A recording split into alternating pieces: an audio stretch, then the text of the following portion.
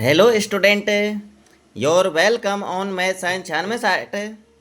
देखिए, आज हम इस वीडियो के अंदर प्रश्नावली दो बहुपद उसकी एक्सरसाइज है, यानी प्रश्नावली 2.2 का पहला क्वेश्चन है आपका, निम्न द्विघात बहुपदों के शून्यक ज्ञात कीजिए और शून्यकों तथा गुणांकों के बीच के संबंध की सत्यता की जांच कीजिए। तो देखिए, इस क्वेश्चन को हम सॉल्व कर रहे थे। तो इस क्वेश्चन के अंदर 6 ऑप्शन हैं। 6 ऑप्शन में से हम 4 ऑप्शनों को सॉल्व कर चुके हैं। तो देखिए, पांचवा ऑप्शन है आपका t² - 15। एक छठवा ऑप्शन और है, उसको हम भी इसमें क्लियर करेंगे। तो इस वीडियो के अंदर हम प्रश्नावली 2.2 को पूरी को समाप्त करेंगे। क्वेश्चन नंबर 2 को भी पढ़ेंगे, उसमें द्विघात बहुपद ज्ञात करेंगे, ठीक है ना। तो वीडियो स्टार्ट करने से पहले जो स्टूडेंट इस वीडियो को पहली बार देख रहा है भैया, वो उसको अगर मेरे साथ इसी प्रकार फ्री में गणित और विज्ञान का कोर्स बोर्ड के एग्ज़ाम तक पढ़ना है तो चैनल को सब्सक्राइब कर लीजिए। बोर्ड के एग्ज़ाम तक हम इसका रिवीजन कम से कम 3 बार कर चुके होंगे। तो 3 बार में आपकी गणित और विज्ञान बिल्कुल रट जाएगी। तो भैया, अगर आपको मेरे साथ पढ़ना है तो चैनल को सब्सक्राइब कर लीजिए तथा बेल आइकन का बटन दबा लीजिए, ताकि मेरी प्रत्येक वीडियो का नोटिफिकेशन आप सभी तक पहुंच जाए और आप उस नोटिफिकेशन को देख करके आप पढ़ सकें, ठीक है ना। और आपसे कोई भी क्लास मिस ना हो, ठीक है। तो चलिए वीडियो स्टार्ट करते हैं। क्वेश्चन नंबर 5 है आपका t² - 15। क्या है? t² - 15। तो इसके हमको शून्य के ज्ञात करने हैं। क्या ज्ञात करने हैं भैया? शून्य के ज्ञात करने हैं।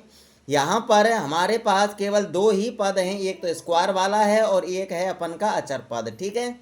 जब हमारे केवल 2 ही पद होते हैं, एक तो अपन का स्क्वायर वाला होता है और एक अचर पद होता है, तो अपन को डायरेक्ट पक्षांतर करना होता है। तो देखिए, पक्षांतर करने से पहले अब देखिए इसका हल। देखिए, सबसे पहले हम इस द्विघात बहुपद को समीकरण में बदलेंगे। किस में बदलेंगे? द्विघात समीकरण बदलेंगे। तो देखिए, समीकरण में बदलना बहुत ही आसान है। समीकरण में बदलना बहुत ही आसान है कि द्विघात बहुपद के बराबर में हमको 0 लगाना है। तो देखिए, t² - 15 बराबर 0। बस बदल गया। किसमें? द्विघात समीकरण में बदल चुका है। अब ये आपका द्विघात बहुपद। अब देखिए, ये बात ध्यान रखना कि जब हमारा स्क्वायर वाला पद हो और अचर पद हो, ठीक है, केवल 2 ही पद हों, तो हमको डायरेक्टली पक्षांतरण करना है। क्या करना है भैया? पक्षांतरण करना है। तो पक्षांतरण देखिए करते हैं। -15 को इधर भेजना है, तो -15 इधर जाएगा तो किसका होगा? प्लस का होगा। तो कर दीजिए भैया पक्षांतरण। तो इधर के बराबर के इधर तो t² ही बचेगा आपका। तो हम लिख देंगे यहाँ पर t² बराबर 15। पक्षांतरण हो चुका है। -15 दूसरे पक्ष में जा करके प्लस का हो जाएगा, ठीक है ना। अब यहाँ से हमको t के मान निकालने, तो t का मान तब निकलेगा जब इसके ऊपर से घात 2 हट जाएगी, ठीक है ना। और घात 2 कब हटेगी? जब हमें दोनों पक्षों का वर्गमूल लेंगे। तो यहाँ पर लिख देते हैं वर्गमूल लेने पर। क्या लेने पर? वर्गमूल लेने पर। तो वर्गमूल लेंगे तो इधर के t पे से स्क्वायर हट जाएगा। t पे से क्या हट जाएगा भैया? स्क्वायर हट जाएगा और 15 के ऊपर रूट लग जाएगा। जब हम वर्गमूल लेते हैं तो जिस पर स्क्वायर लगा होता है तो स्क्वायर हट जाता है, और जिस पर स्क्वायर नहीं लगा होता है उसके ऊपर रूट लग जाता है। और रूट के सामने हमको प्लस माइनस के चिन्ह लगाने हैं। किसके चिन्ह लगाने हैं?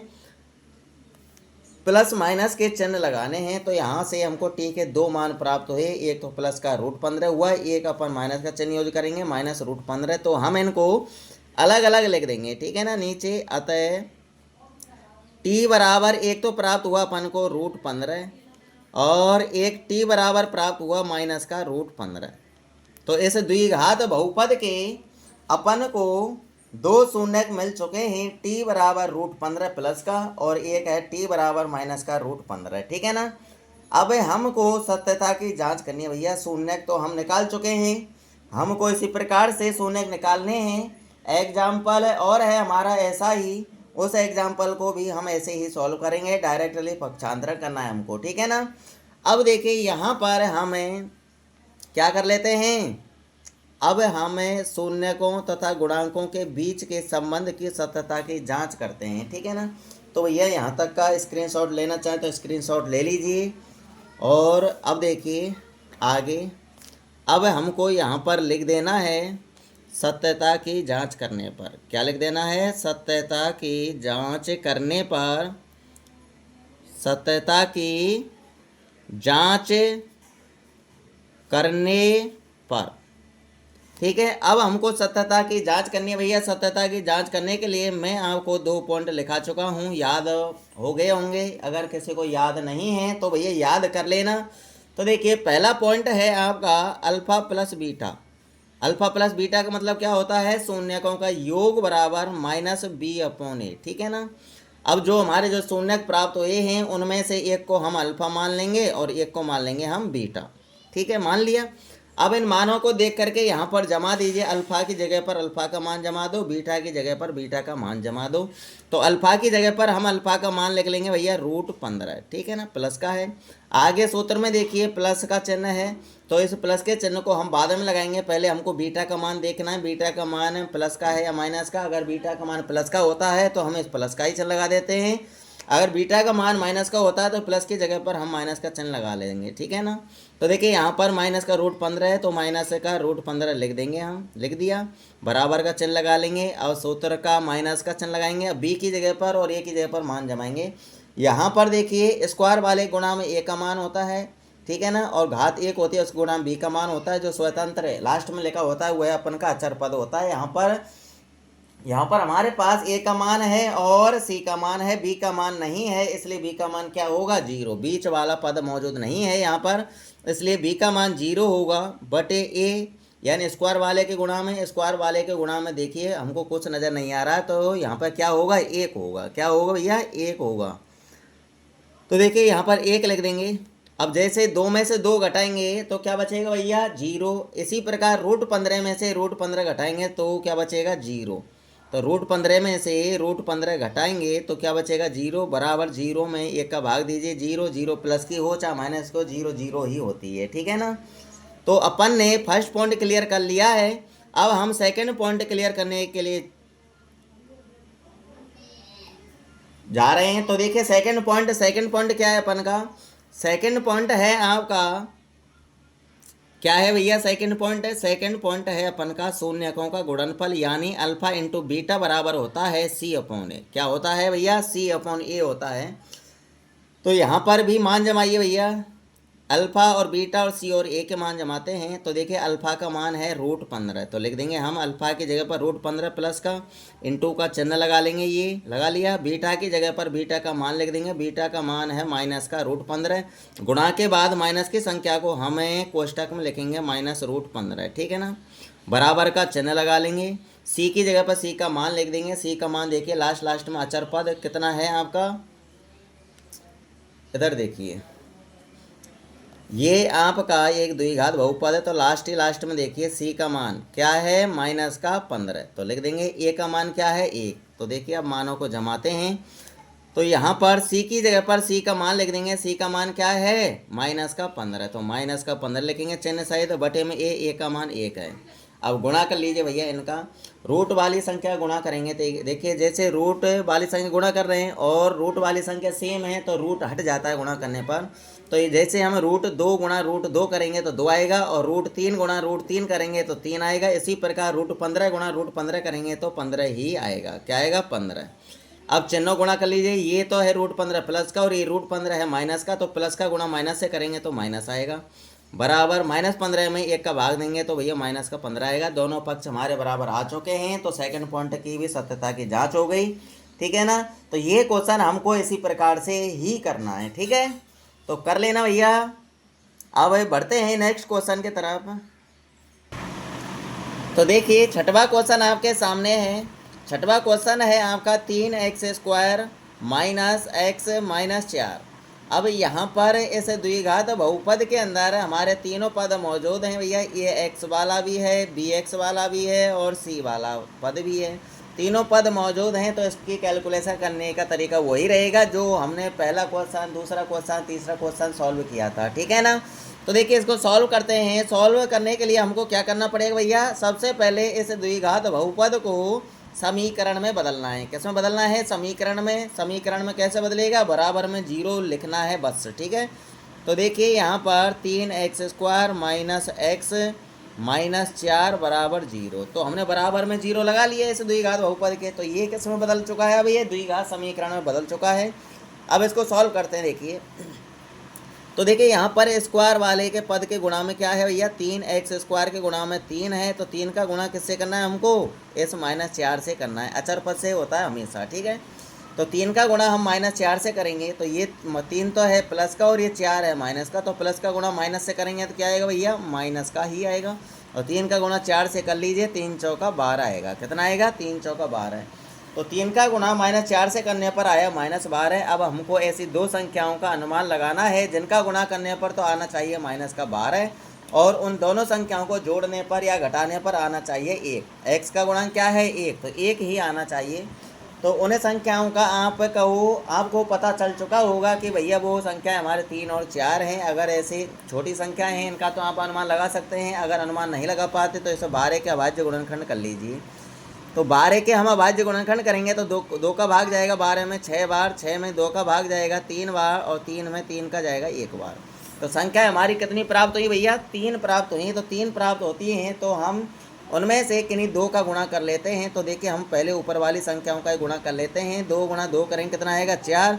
इस संख्या को अकेले छोड़ दीजिए, ठीक है ना, 3 को। अब 4 और 3 का गुणा करने पर 12 आ ही जाएगा और 4 और 3 को जोड़ने पर तो 1 नहीं आ रहा है और घटाने पर 1 आ रहा है। 4 में से अगर हम 3 को घटाएंगे तो क्या बचेगा भैया, 1, और हमको यहाँ पर 1 ही बचाना है। तो ये संख्या हमारी सही है, संख्या हमारी 4 और 3 है। अब इनके हमको चिन्ह निर्धारित करने हैं। क्या निर्धारित करने हैं, चिन्ह निर्धारित करने हैं। तो देखिए गुणा करने पर हमको माइनस का लाना है। तो गुणा करने पर माइनस का तब आता है जब इन दोनों में से एक संख्या तो होगी प्लस की और एक संख्या होगी माइनस की, ठीक है ना। जैसे यहाँ पर 3 प्लस का था और 4 किसका था, माइनस का। तो इन दोनों का गुणा करने पर संख्या किसकी आई, माइनस की आई। वैसे ही यहाँ पर 4 और 3 में से एक संख्या प्लस की रखनी है और एक संख्या किसकी रखनी है, माइनस की रखनी है। अब कौन सी संख्या प्लस की है और कौन सी संख्या माइनस की है ये हमको बीच वाला बताएगा। बीच में माइनस का चिन्ह है तो बड़ी संख्या हमको प्लस माइनस की रखनी है और छोटी संख्या हमको प्लस की रखनी है। अगर बीच में यहाँ पर प्लस का चिन्ह होता तो हम बड़ी संख्या को प्लस की संख्या लेते और छोटी संख्या को माइनस की संख्या लेते, ठीक है ना। अब ये हमारा द्विघात बहुपद है, चिन्ह निर्धारित कर ही दिए अपन ने। 4 माइनस का होगा, 3 किसका होगा, प्लस का। अब ये हमारा द्विघात बहुपद x के पदों में है तो हम इनके पीछे x और लगा देंगे। इतना काम और करना है हमको, माइनस का 4x और प्लस का 3x। अब हमको क्या करना है भैया, बीच वाले को बिल्कुल हटा देना है -x को। इसकी जगह पर हमको -4x और प्लस का 3x लिखना है। तो देखिए यहाँ पर लिखते हैं फटाफट हम। तो देखिए 3x² माइनस का 4x प्लस का 3x, ठीक है। माइनस का x हटा दिया, इसकी जगह पे ये लिख दिया माइनस का 4x और प्लस का 3x, ठीक है ना। और माइनस का 4 पीछे है वो अपन को लिखना ही लिखना है और बराबर में 0 चलेगा ही, ठीक है। तो लिख लिया। अब इसको सॉल्व करने देखिए यहाँ पर हमारे 4 पद हो चुके हैं। जब 4 पद होते हैं तो हमको दो में से कॉमन लेना है, इन दोनों में से कॉमन लेना है और इन दोनों में से कॉमन लेना है। अब यहाँ पर देखिए संख्या 3 है और यहाँ पर संख्या है क्या, 4। तो ऐसी संख्या कोई है क्या बड़ी से बड़ी जिसका भाग 3 में भी जा रहा हो 4 में भी जा रहा हो, नहीं है भैया। क्यों, 3 एक अभाज्य संख्या है, 4 एक भाज्य संख्या है। तो 3 में और 4 में भाग चला जाए ऐसी कोई संख्या नहीं है बड़ी से बड़ी, ठीक है ना। केवल एक ही और एक अपन को स्टार्टिंग में कॉमन नहीं लेना है, ठीक है। तो संख्या तो कॉमन आने वाली है नहीं यहाँ से 3 और 4 में से। अब देखिए यहाँ पर x कितने हैं भैया, 2 हैं, x की घात 2 है और यहाँ पर x की घात क्या है, 1। तो कम घात वाले कॉमन लेते हैं तो x तो कॉमन आएगा ही आएगा, क्योंकि यहाँ भी है x और यहाँ भी है x, ठीक है। तो कॉमन लेंगे तो क्वेश्चन चालू कर देंगे। तो देखिए 3 तो बचेगा ही बचेगा। यहाँ पर x 2 थे, एक x ले लिया तो एक x बचेगा। ऐसे अपन बोल देते हैं समझने के लिए, ठीक है ना, नहीं तो हम भाग देते हैं। यहाँ पर आगे माइनस है तो माइनस लगा देंगे। ये x अपन ने यहाँ पर ले लिया तो बचेगा क्या भैया, 4 बचेगा। बस आ गया कॉमन यहाँ से। ऐसा ही हमको सेम यहाँ से बनाना है। तो 3x - 4, यहाँ पर भी 3x - 4 सेम है। जब सेम होता है तो वहाँ से भी हमको प्लस का 1 कॉमन लेना पड़ता है, ठीक है ना। प्लस का 1 कॉमन लेंगे तो 1 का भाग 3x में देंगे तो 3x आएगा और 1 का भाग -4 में देंगे -4 आएगा और बराबर में 0। यानी हम ये कह सकते हैं कि इसी को ही लिख देंगे, ठीक है। अब क्या करना है हमको, इन दोनों कोष्टक वाली संख्याओं में से एक संख्या लिखनी है हमको 3x माइनस 4 एक कोष्टक में, और दूसरे कोष्टक में हमको ये बाहर वाली संख्या लिखनी है x प्लस का 1। ठीक है, क्या लिखना है x प्लस 1 और बराबर में 0 चलता ही रहेगा। अब हमको क्या करना है भैया, इन दोनों को अलग अलग 0 के बराबर करना है। तो देखिए यहाँ पर हम कर लेते हैं 3x माइनस 4 बराबर 0, और इधर कर लेते हैं हम x प्लस 1 बराबर 0। तो दोनों को अलग अलग 0 के बराबर कर लिया है हमने। अब यहाँ से x का मान निकालेंगे पक्षांतरण करके, पहले -4 इधर जाएगा, 3 तो गुणा में है x के में, तो ये सबसे एंड में हटेगा। ठीक है ना, गुणा वाला सबसे एंड में हटता है। तो देखिए पक्षांतरण करते हैं, -4 इधर जाए किसका होगा, प्लस का होगा। तो यहाँ पर हमें लिख लेंगे क्या, 3x। क्या लिख लेंगे, 3x लिख लिया अपन ने। जो कहते हो -4 इधर ले जा रहे हैं तो बराबर चिन्ह लगाओ, -4 इधर जाएगा प्लस का होगा। अब 3 को हटा दीजिए भैया, 3 गुणा में है, इधर जाएगा तो बटे में हो जाएगा। तो x बराबर आएगा आपका 4/3। तो हमारा एक शून्य आ चुका है भैया, x बराबर 4/3। ठीक है ना। अब हमारा दूसरा शून्य यहाँ से निकल के आएगा, यहाँ से भी हमको पक्षांतर करना है, तो प्लस का 1 इधर भेजना है, तो x बचेगा इधर, बराबर के इधर क्या बचेगा, x। तो x बराबर प्लस का 1 है, दूसरे पक्ष में जाएगा किसका होगा, माइनस का होगा। तो x बराबर आया हमारा क्या, -1। x के गुणा में कोई संख्या है नहीं जिसको हम बटे में भेजें, तो x बराबर क्या आ गया, -1। तो भैया इस द्विघात बहुपद के शून्य आ चुके हैं। एक तो आया 4/3, दूसरा आया -1। अब हमको इसके सत्यता की जांच करनी है भैया, शून्यकों तथा गुणांकों के बीच के संबंध की क्या करनी है, सत्यता की जांच। तो यहाँ पर हम लिख देंगे कि अतः सत्यता की जांच करने पर, अतः सत्यता की जांच करने पर, ठीक है ना, ये रब कार्य है, ये दूर रहेगा। ठीक है, तो सत्यता की जांच करेंगे तो हम फर्स्ट पॉइंट लिख लेंगे भैया, यहाँ तक का स्क्रीनशॉट ले लीजिए। अब देखिए फर्स्ट पॉइंट क्या है भैया, शून्यकों का योग अल्फा प्लस बीटा बराबर होता है -b/a। क्या होता है, -b/a होता है। तो अल्फा और बीटा के मान कहाँ हैं, जो हमारे शून्यक प्राप्त हुए हैं इनमें से एक को अल्फा मानेंगे और एक को क्या मानेंगे, बीटा। ठीक है ना, किसी को भी मान लीजिए, इसको बीटा मान लो, इसको अल्फा मान लो, कैसे भी सॉल्व कर लो मान करके। अब देखिए अल्फा की जगह पर हम अल्फा का मान लिख देते हैं। अल्फा का मान है 4/3। कितना है, 4/3। प्लस का चिन्ह है, प्लस का चिन्ह हम बाद में लगाएंगे, पहले बीटा का मान देखेंगे। बीटा का मान है -1, तो हमको प्लस का चिन्ह नहीं लगाना, ये माइनस का चिन्ह लगाना और 1 लिख देना है। ठीक है ना, बराबर में इधर माइनस का चिन्ह लगा लेंगे सूत्र वाला। अब हमको b का मान लिखना है। तो देखिए ऊपर देखिए, यहाँ पर द्विघात बहुपद पर जाइए, तो देखिए यहाँ पर x² गुणा में क्या है, 3। ये तो है a का मान, x गुणा में कोई संख्या नहीं तो 1 मानना पड़ेगा हमको। तो 1 चिन्ह सहित लेना है, -1। ये होगा आपका b का मान और ये होगा पीछे वाला c का मान। ठीक है ना, तो a का मान तो है 3, b का मान है -1 और c का मान क्या है, -4। इन मानों को हम यहाँ पर नीचे जमा देते हैं। तो देखिए b यानी माइनस तो सूत्र का ही है, और b का मान क्या है, -1। तो ये माइनस का और वो माइनस का क्या हो जाएगा भैया, प्लस का हो जाएगा। और b की जगह पर लिखना है 1 और बटे में a का मान क्या है, 3। x² गुणा में क्या था भैया, 3 था, जो अपन ने लिख लिया। तो 1/3। अब इधर वाले को सॉल्व करना है, यानी इधर वाले को सॉल्व करना है। 1 के नीचे 1 मान लेंगे, लय से लेकर के सॉल्व होगा भैया। बटे वाली संख्या है 4/3, तो बटे वाली संख्याएं लय से लेकर के ही सॉल्व होती हैं। तो देखिए 3 और 1 का लय से क्या आएगा भैया, 3 लय से आएगा। तो 3 का भाग 3 में देंगे तो 1 बार जाएगा, और 1 का गुणा हम 4 से करेंगे तो क्या आएगा भैया, 4 आएगा। तो यहाँ पर लिख देंगे 4। आगे माइनस है तो माइनस का चिन्ह लगा देंगे। अब 1 का भाग देंगे 3 में तो 3 ही आएगा, और 3 का गुणा हम ऊपर वाले 1 से करेंगे तो 3 ही आएगा, और बराबर में अपन का प्लस का 1/3 है। अब इसको सॉल्व कर लीजिए, 4 में से 3 घटा लो, 4 में 3 घटाएंगे तो 1 बचेगा, और बटे में 3 और बराबर में 1/3। तो दोनों पक्ष हमारे बराबर हो चुके हैं, दोनों पक्ष बराबर हो गए ना अपन के। अब हमें को सेकंड पॉइंट की सत्यता की जांच करनी है। तो देखिए सेकंड पॉइंट मैं इधर कर लेता हूँ। सेकंड पॉइंट है भैया अपन का, शून्यकों का गुणनफल अल्फा इंटू बीटा बराबर c/a। तो अल्फ़ा का मान कितना है भैया, 4/3 है अल्फ़ा का मान। तो अल्फ़ा की जगह पर हम लिख देंगे 4/3, गुणा का चिन्ह लगा लेंगे। बीटा का मान है अपन का -1, तो गुणा के बाद माइनस की संख्या को कोष्टक में लिखना है। तो हम लिख देंगे कोष्टक -1 बराबर सी का मान हमने अभी अभी देखा था और फिर देख लीजिए द्विघात बहुपद पर चलिए। तो द्विघात बहुपद पर देखिए ऊपर ये तो है ए का मान, यहाँ पर ये है बी का मान और ये है सी का मान। सी का मान क्या है भैया -4 है, सी का मान क्या है -4, ए का मान क्या है 3। तो देखिए अब हम इधर मान जमा देते हैं। तो देखिए सी की जगह पर सी का मान लिख देंगे, सी का मान है -4 और ए का मान क्या है भैया 3। अब इनका गुणा कर लीजिए, 4/3 का गुणा -1 से करेंगे तो 4/3 आएगा। 1 के गुणा से कुछ फर्क नहीं पड़ता है।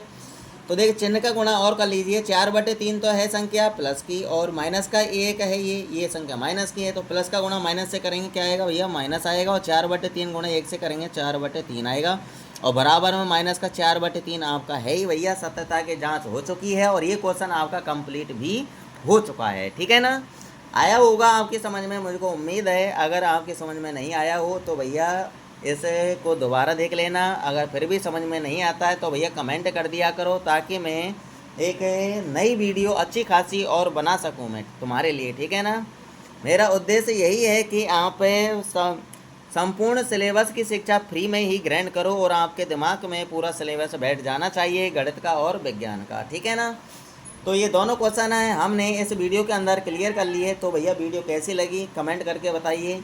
अगर आपको वीडियो अच्छी लगी हो तो भैया लाइक कर देना और जितना हो सके अपने साथियों में शेयर कर देना। ठीक है ना, तो दूसरे क्वेश्चन को हम नेक्स्ट वीडियो में लेकर के आ रहा हूँ भैया।